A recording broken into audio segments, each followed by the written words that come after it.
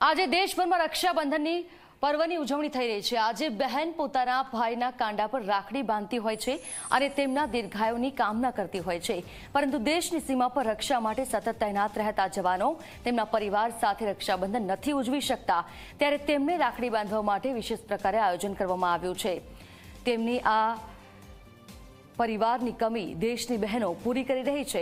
બનાસકાંઠાના ધાનેરાની સૂર્યોદય arts and commerce કોલેજની 120 જેટલી છાત્રાઓ નડાબેટ બોર્ડરના 0 પોઈન્ટ પર જવાનોને રાખડી બાંધવા પહોંચી અને ત્યાં ખાસ આ પર્વની ઉજવણી કરવામાં આવી રહી છે।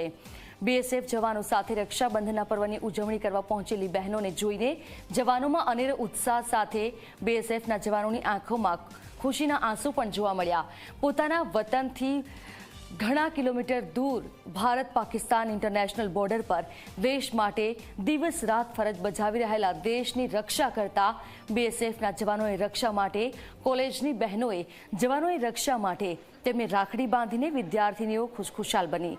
તમામ બહેનોએ થાળીમાં કંકુ, ચોખા, મીઠાઈ અને રાખડી સાથે બોર્ડર પર જઈ બીએસએફના જવાનોને તિલક કરી રાખડી બાંધી અને તેમના લાંબા આયુષ્ય